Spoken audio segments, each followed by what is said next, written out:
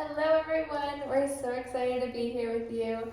I'm Breanna Sampo. I'm a third year PhD positive developmental psych student at Claremont Graduate University, and I've been so fortunate this last year to meet Cole. It's been so fun being in conversation and classes at CGU, but also especially around living our best lives. I've really enjoyed those conversations. So before we dive in too much, we're going to chat about positive change and striving to be your best self. But I wanted to give a little background on what I've been studying to kind of help you understand why I'm going to get so excited about purpose.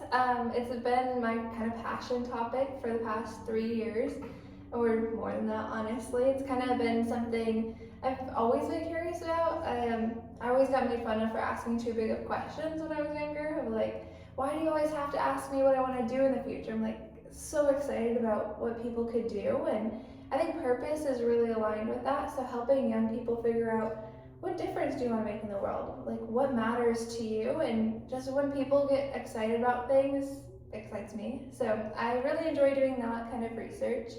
So I've been fortunate to do that in Dr. Kendall Brock's Adolescent Moral Development Lab, where we did qualitative research, so actually talking to people about what matters most to them and what their purpose in life is. So I'm hoping to continue to do that and teach classes and just keep having conversations like this one today. So cool. Wonderful. Thank you for sharing. Yeah, Breanna is absolutely right. We're both at Claremont Graduate University. We are getting PhDs in positive psychology, and there definitely is like a stereotype and a trope of positive psychologists. We're pretty positive people, and we're really good vibes. CGU has one of the only positive psychology PhDs in the world, question mark. So if you're interested in studying positive psychology, of how to make people better people, of how to live better lives, how to increase well-being, this is a place to go and to do it. My name is Cole Baisch. I'm a first year positive developmental psychology PhD. My research identity is based around virtue cultivation, well-being, eudaimonia, which is what we're going to talk about today. I currently work with Dr. Dakota Cintron in the Health and Lifespan Lab. I basically study different character strengths and virtues, how they impact well-being, how they improve human health, how they improve human life.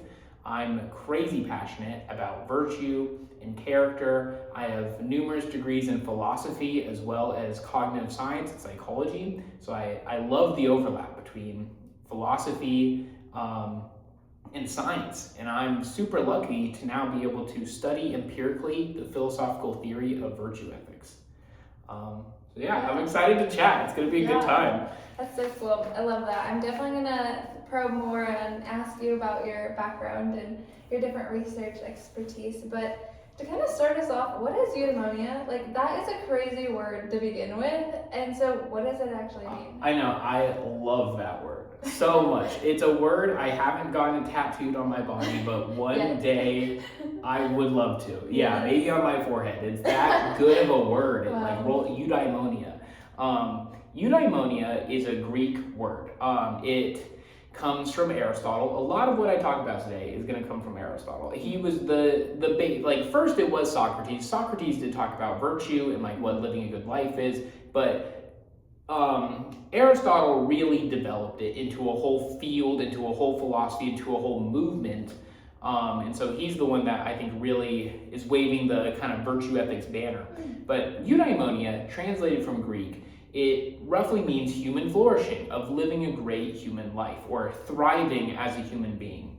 And so in positive psychology, in the well-being literature, we pretty much split well-being into two different camps. We split it into eudaimonic well-being, which is living a good life, living well, doing cool things with your life, having purpose, playing to your strengths, living a life that you're ultimately very proud of, versus hedonic well-being, which is more of like happiness and positive emotions. Yeah. Those are the kind of the two realms of well-being that positive psychologists usually discuss. That's interesting, because I feel like when I first came into the program and when I tell everyone about positive psychology, I would just say happiness, like what is that about? And so I really like this contrast because I agree. I'm way more on the eudaimonic side than this hedonic side. And so, is there any issues with just pursuing hedonia or happiness? Well, you're absolutely right. I think most people, when they think about what a good life is, they kind of measure just based on how happy they are,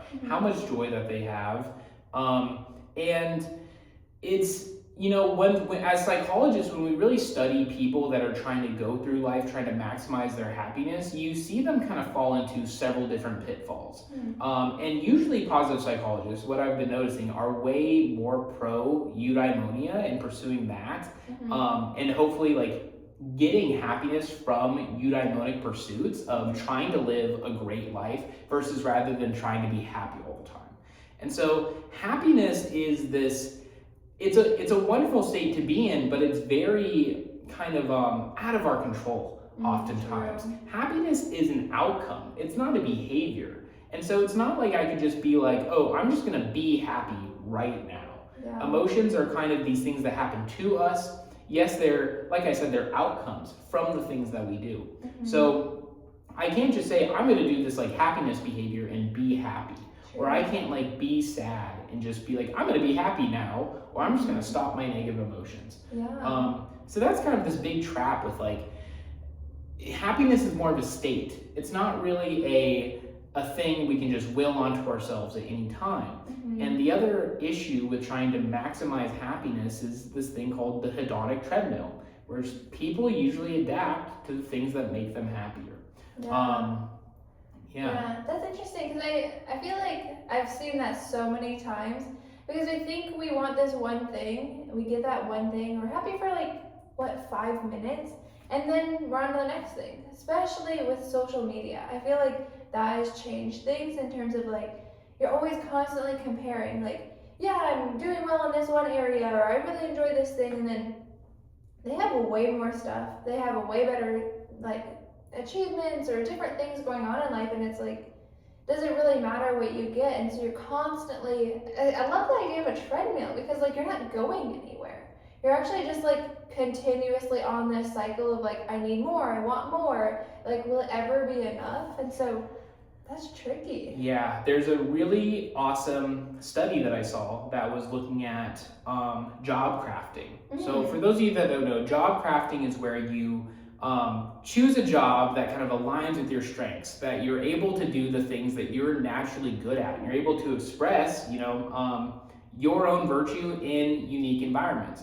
And so oftentimes when people are thinking about like, what would make me happier at my job, oftentimes they think, I just wish I got paid more. But actually what you find is that if you give your employees like a 10% raise, they're gonna really enjoy it for the first, month or two of seeing those slightly bigger paychecks, but then they're gonna immediately adapt. And their long-term happiness at their job is not really gonna change all that much. It's gonna change in the short term, but they're gonna adapt to that change and they're gonna return to the state that they were previously.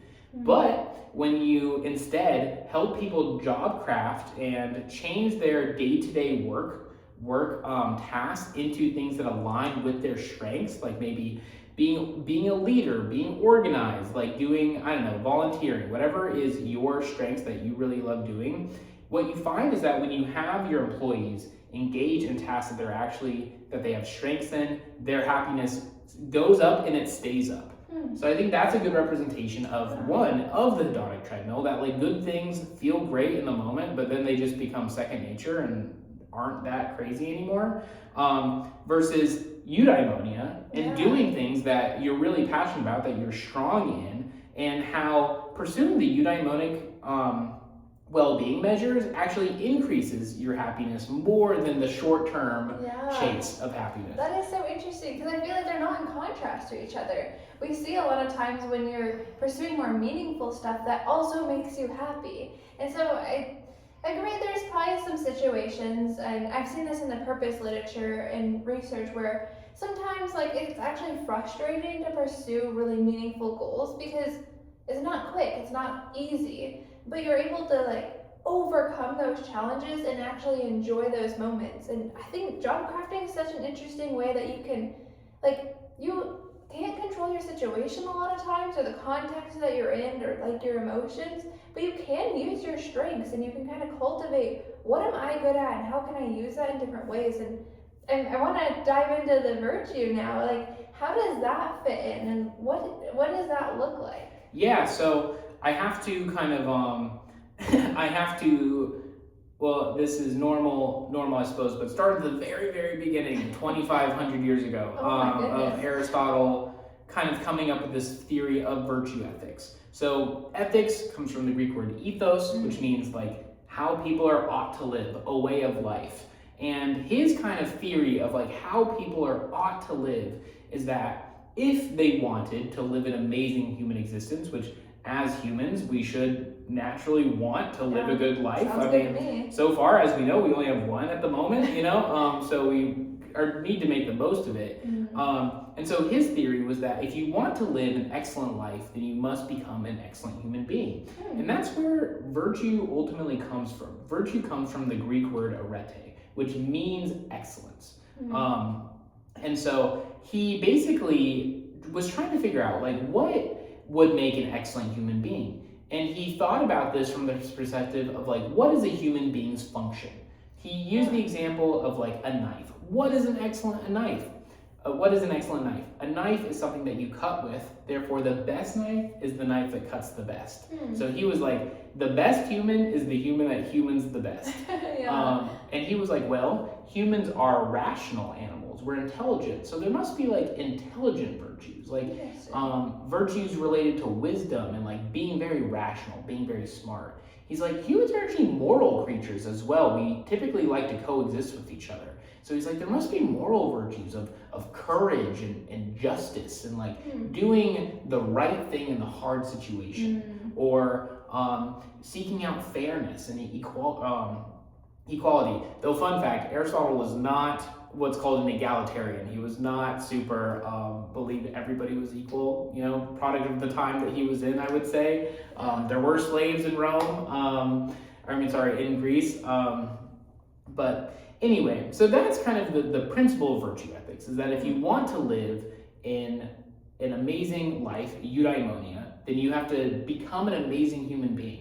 And Aristotle had 13 virtues that he was like, hey, go out and cultivate these, and then the outcome of that should be living an amazing life.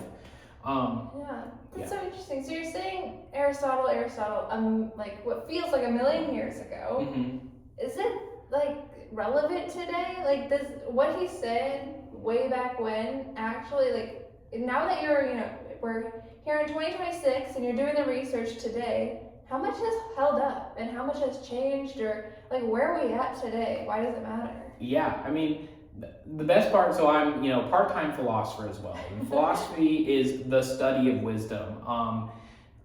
Philo is wisdom. Ology is the study of, and then I could have got that wrong, but I think that's right. But the thing about good wisdom is it never goes out of fashion. Is that like it's super relevant still to the day. And what's cool about positive psychology, which is a pretty new field, it's around like 20 years old, and like we are just now kind of really seriously testing this stuff empirically. So it's super old theory, but there's not a lot of like research around to test like the validity of like how good actually is this theory. So that's where we come in today. And now we have this blooming field of virtue psychology that is scientists coming together and trying to figure out, how does virtue actually improve well-being? How do people actually cultivate virtue? And I mean, thus far, we're seeing amazing results. We're seeing that it does work, and that for the first time, in that 2,500 years, we actually have empirical evidence that shows, man, Aristotle was right. So I love that. And hopefully if Aristotle is down watching us, he's like, yes, finally. I'm so curious. So like, what would be an example study? Like, I guess to make it more concrete, because when I hear empirical study, I'm like, okay, what does that mean though? Like, how are we actually measuring these things? They feel kind of abstract or kind of idealized.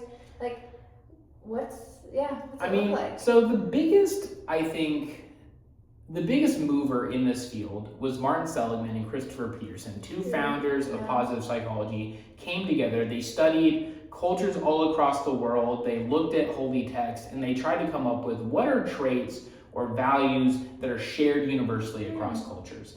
They, after doing that research for several years, they came together. They produced a book that was called the Handbook and Classification Model of Virtues and Character Strengths.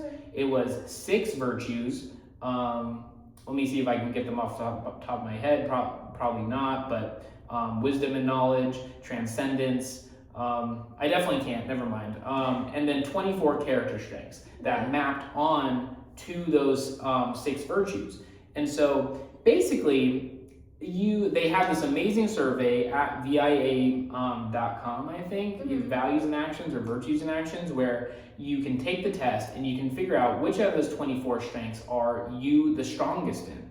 And then this allows you to apply your strengths to your job, to your daily life. That is a huge increase of well-being when you're able to exercise your strengths day to day.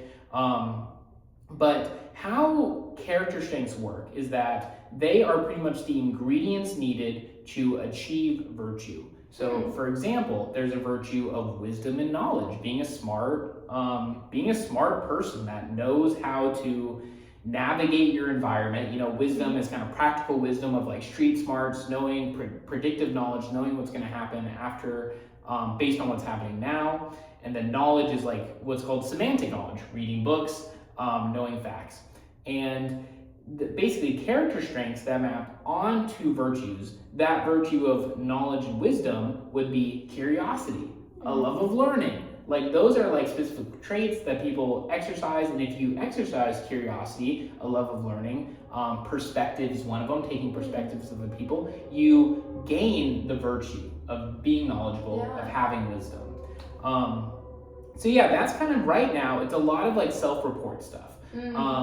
A lot of self-report data on how do you feel in these situations pretty much. What's the best way that you would like to live your life every single day. Now in the future, we're doing a lot more what's called mixed methods research, where we're combining things like qualitative studies where we interview people and we figure out what their values are. We figure out how they express their character strengths in their day-to-day life, on top of like self-report data, on top of behavioral data. We're doing things like something called EMA or EMS, ecological momentary assessment, where we're sending messages to people throughout the day and being like, hey, what did you do today? Like, are you actually expressing the virtues that you said that you had? That's interesting. And then we're doing longitudinal stuff. We're seeing how virtues are actually developing across time. And what's super cool is kind of the tricky thing about virtues is they're very context specific. What is the virtuous action in one situation is not the virtuous action in the other situation. A classic example that I love is the grandma getting mugged kind of example, where there's this virtue of courage, where it's doing the hard things, doing the things that you think is right. The thing I love about courage is sometimes like life is hard. There's going to be hard points in our life, and sometimes getting out of bed in itself is an act of courage. And basically, the old lady getting mugged example shows how courage is expressed differently based on the situation. So in the first example, like you are walking down the street and you see an elderly woman getting mugged, but this elderly woman is getting mugged by like 5 or 6 people. You're one person and you're like, I could not stop that. Even if I jumped in it and tried to, I would just be making the situation worse. So what is actually courageous in that situation is leaving and going to get help, going to get assistance, and then coming in. If you were to run directly into the issue and just make the situation worse, that's not courage, that's recklessness. The other side of that, if you see an old lady getting mugged and you're and the person it's only one person, they don't look very strong or tough or anything, you were like, I could probably intervene in this and stop this from happening, but you decide not to, like that's not courage, that's cowardice, that's not doing the right thing when you should be doing it. The power of to talk a little bit more about this, the power of the qualitative measures on this is you get to ask people, why did they choose that thing? Why was that the virtuous thing to do in that moment? Oftentimes, when we're measuring things like altruism, we pay people to be in our studies, typically. And sometimes when we're measuring altruism or pro-social behavior, after a study, we ask them, hey, how much of this money could we donate? Like, we're going to give you $5. Out of any of that money of $5, could we donate this to a cause, a charity of some sort? And, you know, some people are like, yeah, I would love to. And we use that to sometimes measure altruism or pro-social behavior. But really, what the qualitative measures allow us to do is be like, hey, why did you choose this much money? Why did you not donate money? And what you find is you're like, hey, like, I didn't give money because I'm like poor, my parents are sick or something like that. So you find that like donating money to this charity that they don't know if like is actually going to be successful is the virtuous action. It's actually like giving it to your like sick family members and supporting yourself and your family. So the qualitative measures allow us to kind of get insight into why is that virtue, the virtuous action in that specific context, which is really exciting. Yeah, this is really touching on a lot of the work I do, because we also, with purpose, like I'll dive into what the definition is, but it really, firstly, is about the why. Like, you can't just, I guess, look at somebody and be like, oh, you have purpose.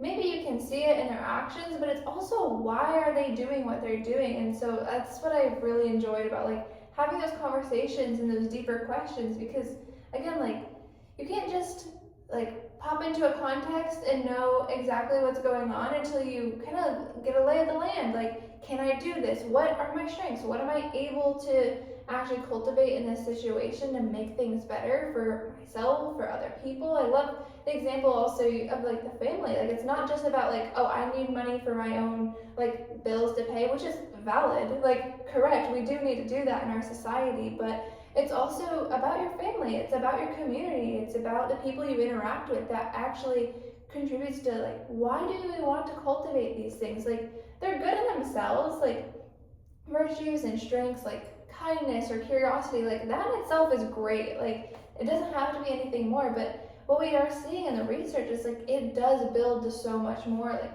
more holistic well-being, flourishing over the long term. I love the longitudinal stuff. I agree, that's so the future of where we're going. Like, knowing, okay, do you have the same strengths or purpose like when you're 12 or 13, when you're 20 or 30 or 40? Like, we change so much, which is also why I love the developmental piece of positive developmental psychology. Is like, it's a whole lifespan. Like, we have one life, but it's kind of long if you actually like sit to think about like, I can do so much in this one life. And I think these are like building blocks to doing it the best way for not only yourself but others. Absolutely. Like, we live, our life is one book but many chapters. Yes, I like that. And I'm so excited to have you talk about purpose, because I see purpose is so beneficial for people, and it's almost like when you have it, it's almost like a superpower. It makes you capable of anything.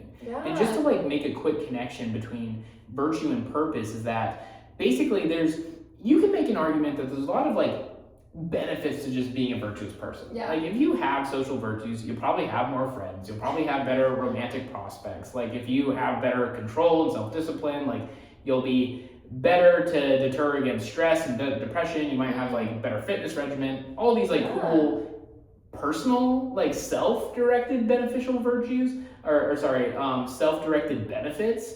But what I think super cool, what you find in research is that people that are trying to cultivate virtue, when they have a self-directed goal, that's just like, I just want to benefit from this stuff in a hedonic pursuit, usually, like, they're not as successful at actually cultivating those virtues. And it's the people with purpose that are doing things for their community, for their values, for their morals. Like, people that are doing things not for themselves but for others are actually way more successful at cultivating virtue than the people that are more, like, sorry to say, but like selfishly developing virtue.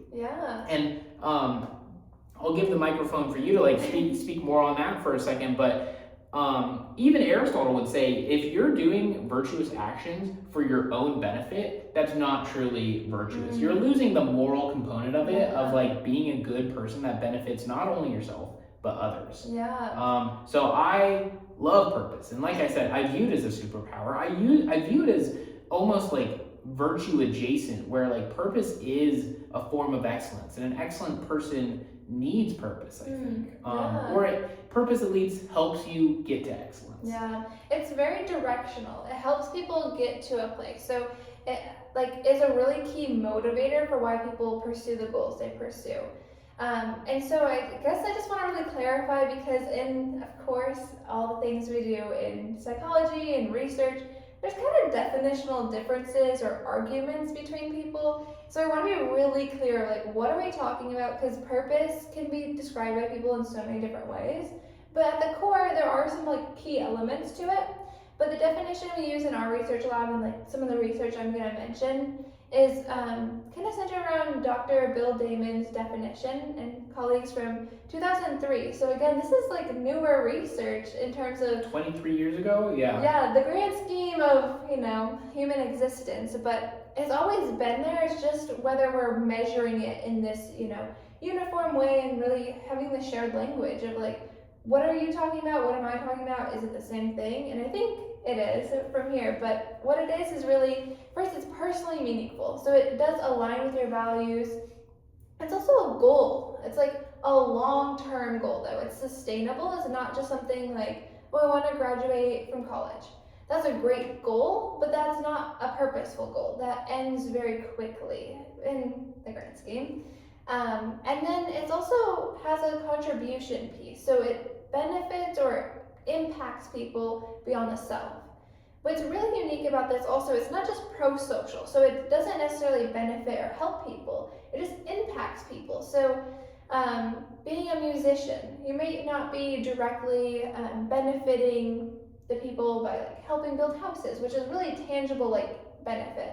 But you're influencing a field of music. You're, you know, and especially in jazz, it's such a meaningful and creative, and like you can change so much of that field pretty quickly in terms of like innovation. So I guess that's to start like a pretty clear definition. So personally meaningful, long-term goal, and has contribution beyond the self. Yeah, I'm so glad that you said that, because when I first came across purpose, like I had a lot of those similar like, wait, what how are we defining this? I mean, I'm coming from a philosophical background where I studied a lot of existentialism.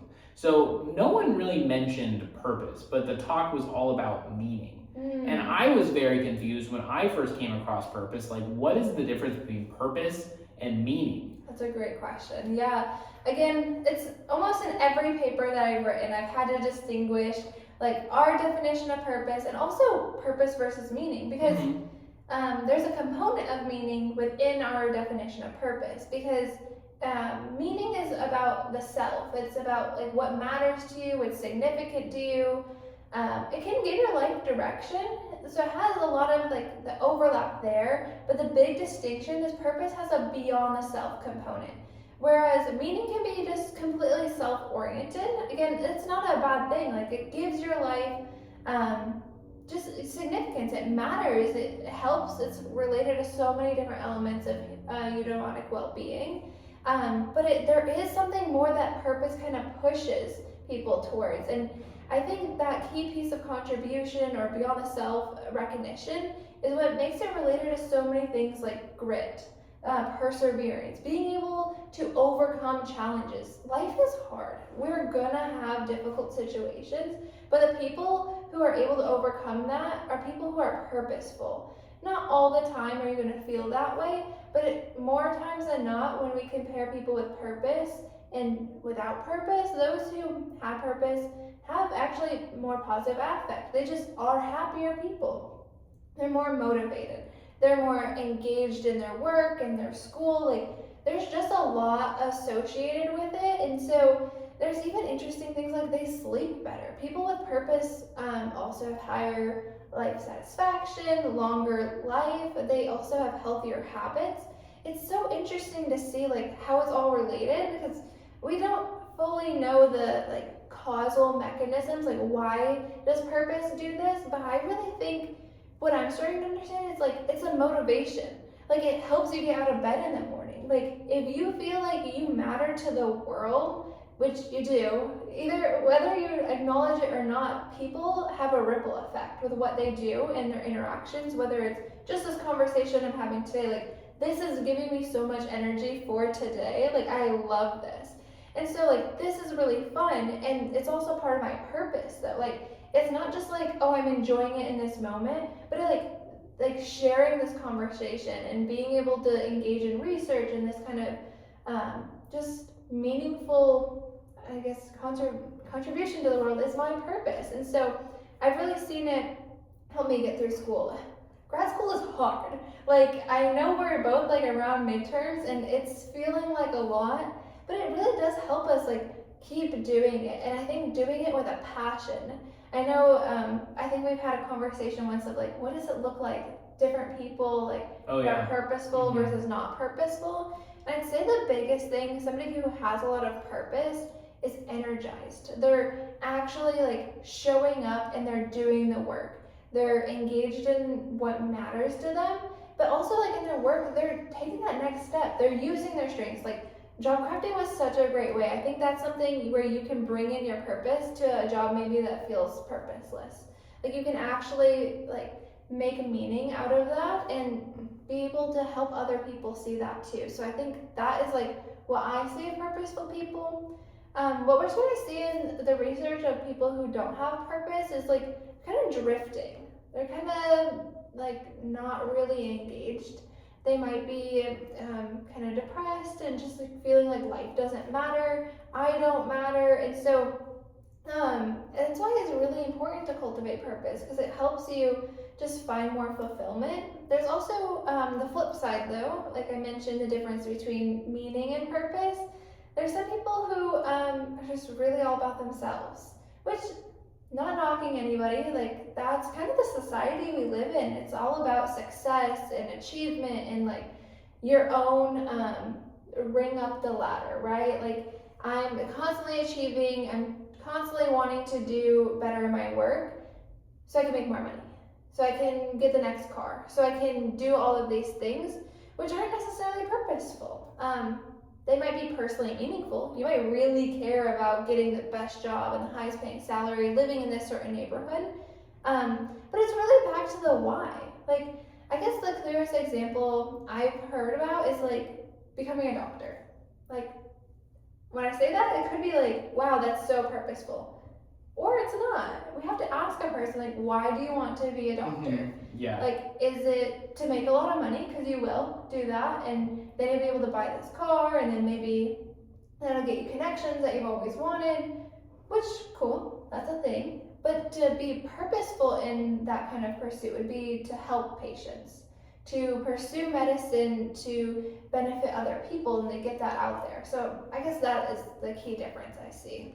No, I love all that. I love the connection that you made to grad school, because you're so right. And I had never thought about this before, but there are people in grad school, and like we are academics. We are surrounded by geniuses, like super, super passionate geniuses all day, every day. We're in an echo chamber of academia, and I love it. We fit in there really well. But you notice like there's people with purpose that are almost magnetic. They inspire you. They charge you up with energy. They improve the quality of your work. And then, grad school's hard. And oftentimes a lot of people go to grad school and they're like, this is not for me. This is a high stress life. And you see people that have less purpose, that kind of need to find new environments to have that purpose. And I never, like listening to you talk right now, I'm really am now mindful of that distinction, where it's like there's some people that are so purposeful and there's some people that like aren't so much, and they're finding their own path, and there's people that you just want to be around because they're so full of purpose. And I love that distinction between meaning and purpose, and that like meaning is very self-orientated and it's very almost abstract, versus a purpose is a goal with like of a goal of your life, a goal of something that you're trying to do. It did remind me of like in existentialist philosophy. Like before the existentialist movement, it was mostly essentialism, which is very like God. It's based on God, and God gives you your meaning, and then you're born, and it's up for you to figure out God's plan for you, God's meaning that He gave to you. Of why are you alive? What is the meaning of your life? And then, like in the 1960s and late 50s, it actually really beginning with Soren Kierkegaard, where he was talking about like, man, when people don't have meaning, they have angst. Doesn't feel very good. Now listening to you talk, I'm really thinking that's like maybe existential angst is often more caused by a lack of purpose rather than a lack of meaning. So existentialism was more of an atheistic approach where you're born and then it's up for you to like figure out your meaning, to make your meaning in life. But something that I love about purpose rather than meaning is that so as a philosopher, like I know plenty of people that are nihilists, that don't really believe in meaning. And I mean, like I personally am a big Albert Camus fan. I'm an absurdist philosopher. So I believe that like, like there's not a lot of inherent meaning to like my life, but I don't really care. I'm still going to live a great life, and I'm going to be an optimistic, almost nihilist. I'm going to still have live life that's full of purpose. And so that's the thing is like, I think you could be almost a nihilist when it comes to meaning of like, objectively you could say like all the meaning that we have to our lives, we're just kind of like making it up as we go, but purpose is real. Purpose is something that's more tangible, and it's something that is less abstract. It's more goal orientated. And I look at purpose as like, as a goal of your life. It's something that you're trying to get done. Yeah. One of my purposes is I want to popularize virtue ethics. Like I want to make society more virtuous. I want to help people become more virtuous. That is like a thing I'm obsessed with every single day. And so I really want to know, like, how do you help people develop purpose? Yeah. Like, how do you, what's the recipe to get there, pretty much? It's definitely, it can feel abstract, I think, when you're still trying to develop it and articulate it. I think we all do have that ability. It's developable. So not everyone ends up with a purpose in life, but I do think there are steps to take. And I think I love what you're saying of like, that's such a big goal. Like some people might even say like it's an impossible goal what your purpose is, and that's kind of almost the point of like it's something you'll never end up being completely done with because it will continue to grow. You're gonna constantly have something to work towards, which sometimes is really frustrating, especially when you're just getting started of like, I can't make a difference. Like, who am I to do anything in this huge world that is so crazy? There's so much happening. What can I make a difference in? And I think it's starting to see, like, what do you even care about? Like, what matters to you? There are so many things happening in our world today, like world hunger. I mean, the environmental, everything that's going on. Climate change. It's like throw a dart at a wall of the world's problems right now, and you'll land on something important. And I think it's narrowing that down of like really seeing like what matters most, and then discovering your strengths. I think is huge. Like recognizing. I also would plug the VIA. So going online, figuring out what your top character strengths are, and like seeing how can I work that into my everyday life, whether it's your job, whether it's your community, or just even your interpersonal relationships within your family. And so figuring out those things and then aligning them. Like, how can we keep doing these things? And I think what is most essential is having the conversation. You don't figure it out in a day. You don't even figure it out in a year. Especially, I talk to those young listeners, so people who are maybe in high school. I think that's like the same time you're like figuring out who am I, your identity development. You figure out like what can I do in the world, and so asking those big questions of what matters to me, what are my strengths, and how can I contribute. I think that last piece is really where people almost never explore. Like you figure out what you're really good at, like math. Well, then I'll just pursue math and I'll do something in engineering, and then that's great. Those are wonderful things, but why are you doing it? Like, what can you contribute to the world through engineering? So many things. Like, I think it's so personal. So it takes time to reflect. Either if it's journaling or having conversation with mentors. I think when you're saying like being inspired by other people who have purpose can be really good role models to younger people or anyone. Like it's contagious in some ways of like figuring out what matters to you, because there are so many benefits associated with it within your individual well-being, but also within your community. And so I think sitting down, reflecting, having a conversation with a friend or a family member that you trust, or a mentor like a coach or a teacher, I think that's kind of what helped me also. It's just like figuring out like, oh, I like this class, I really don't like that class, and just kind of weighing those options and just being in constant refinement.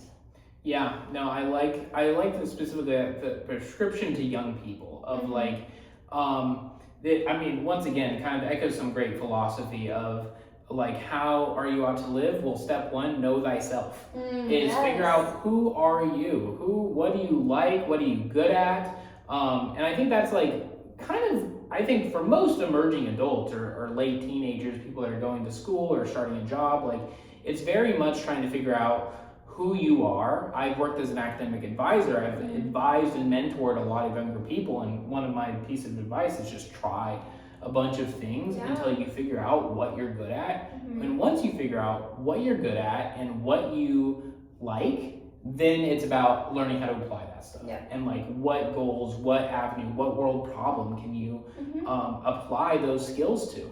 And I think what is also tricky, especially when you are a little younger, is just like, world problem? What do you mean the world? Like, start small. True. Like what I've been studying for my master's thesis is looking at high school leadership experiences and how that helps develop purpose.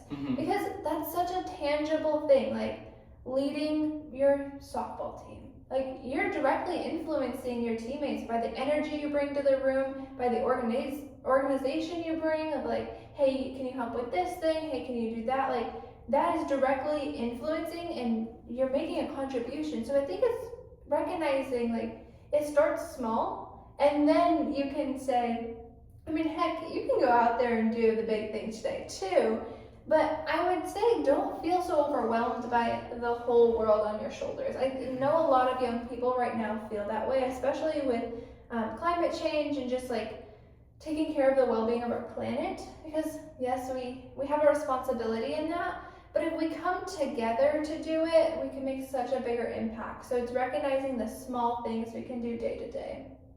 Yeah, beautiful. I think that helps kind of contextualize our lives a little bit, because the world is a messy place, and focusing on everything is almost debilitating and paralyzing. And so focusing, I like the softball team example where it's like, just focus on the game. Focus on the game, focus on your team, and you'll probably be happier and better off because of it. I love that. I think it's really about just exploring, trying out things, and centering around growth. Like Eudaimonia is just so much more than just that simple day-to-day joy or happiness, which is great, and you will experience that. But like you mentioned from the beginning, those things are fleeting. You can't control them. You can't force yourself to feel good, but you can grow and you can develop things that help you be your best self. It's definitely a journey of self-mastery, I would say. And so it's a long, life is a long road, and I'm 28 and I still feel very early to this journey of life. And like, I know that my journey of developing virtue is like, I'm still kind of early to it. And I'm hoping that over many decades of practicing, I'll be able to like cultivate more virtues, work on my vices, kind of the opposite of virtues is vices, and hopefully have increased well-being, self-mastery because of it. I did want to mention one more thing related to virtue that I wanted to touch on, which is kind of just like how to cultivate virtue. And I think it's related to this, but what we're kind of seeing is that there's these kind of three techniques that Aristotle first proposed, and now we like those three techniques are definitely confirmed by science, but also there's like new, more nuanced kind of things to also discuss in terms of cultivating virtue. The first one is practice. Yeah. Probably similar to purpose is like it's a constant everyday kind of challenge. And just because something is hard doesn't mean that you shouldn't do it, but practice makes perfect. And like, so if you want to be a courageous person, you have to practice courage. Mm-hmm. If you want to be a kind person, you have to practice kindness. If you want to be a curious person, you have to practice curiosity. Eventually, ideally, as you practice over and over again, it becomes easier. And we find that in research. There's a lot of character strengths interventions around helping people become more kind, become more just, become more brave and courageous. And what we're seeing is that after like 4 weeks of practice, you see these like extended benefits afterward. You see that like if you have a 4-week intervention, you see that people in the context of the character strength of that intervention have improvements several months afterward. 4 weeks is, a month. If you continue it as a life thing, then it's very likely that, those benefits are going to increase and be longer term. And eventually, the goal is to get to a point where you just are a courageous, a wise person. So the first one is practice, of course. The second one is kind of like having wisdom to know what's right. Having the ability to know that's as I said with the grandma getting mugged example, to know what is actually virtuous in what situation. And to do this, like, we typically need help. Like, that's where kind of the third piece comes in, like what Aristotle calls moral exemplars. People that actively embody the virtue that you're trying to have, to be around them and to have a good coach, to have a good mentor. Being around virtuous people, similar to like being around purposeful people, makes us more virtuous, makes us more purposeful. So there's all that stuff. There's also this kind of like environment. That's kind of a newer thing, is like environment, almost like engineering, because practicing cultivating virtue is a lot like forming a new habit. And so a lot of the principles on habit formation apply here. You want to have an environment that's conducive to cultivating that virtue. You want to have an environment around avoiding kind of vices. If you are trying to have more self-control with like video gaming, it's the common example is like put your game controllers in a shelf, put them away from you, put them out of sight, out of mind. If you want to get more into reading, have books around your house. Like if you want to run, have your running shoes by the door. Cultivate your environment to support virtues, to decrease vices. Same thing with like your community, your social group. Have people around your life that make you more virtuous and help you avoid your vices. And that growth mindset component to eudaimonia is very important. Know that you can change, that you can develop yourself. As developmental psychologists, we know this. We know that like it is a good thing to be stable, but you're not, like, we're also dynamic. We change, we change based on the day, based on how much sleep we have, based on where we're at in life. People do typically stay majority like who they are, but you can influence who you are. You can change yourself into who you want to be, which is very exciting. And that's, I think, our goal as researchers, is helping people develop the tools and knowledge to turn themselves into their idealized self, which is eudaimonia. It's becoming this amazing human being. I love that. Yeah, I agree. I think there's so much hope in that. Knowing that you're never fully baked.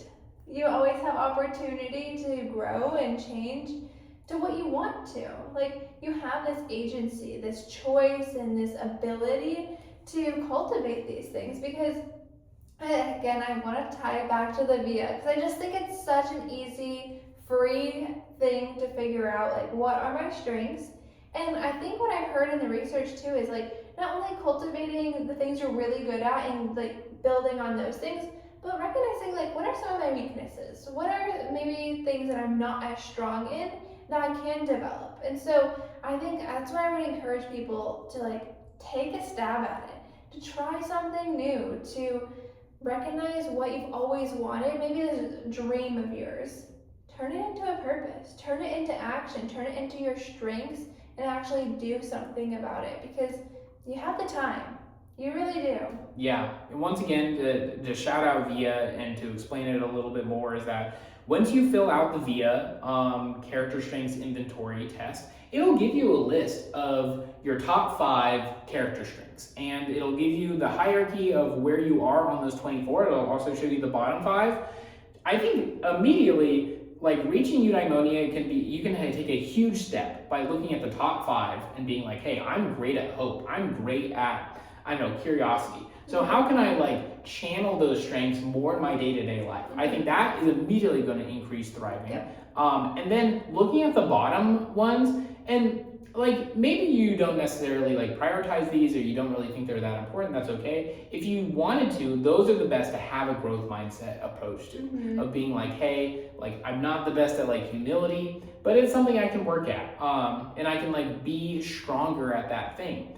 Because it's a hierarchy, like there's always going to be a bottom stuff no matter what you do. And just because things are at the bottom doesn't mean that you don't have those things. You still have them. It's just that they're not like the most easiest natural thing that you do. Versus the top 5 are usually just natural traits that we have without thinking about it. Yeah, that's a great distinction. And I think that's really important to recognize, like, some things are just going to be easier for some people than others. It's almost built into who you are. Again, like your identity might be a curious person or a kind person. And so using those things to the best of your ability, but recognizing the world is your oyster. You have lots of opportunity to keep cultivating strengths. Yeah, it's very exciting. I hope that this talk was beneficial to whoever listened to it. I hope it gives you some good ideas and insights on how to become a more virtuous person, how to be more purposeful, and how to eventually reach this big, beautiful goal of flourishing as a human being and living an amazing human life. I love it. Yes. Yeah. Thank you for listening, and we encourage you to be your best self. Yeah. Thank you, everybody. See you later.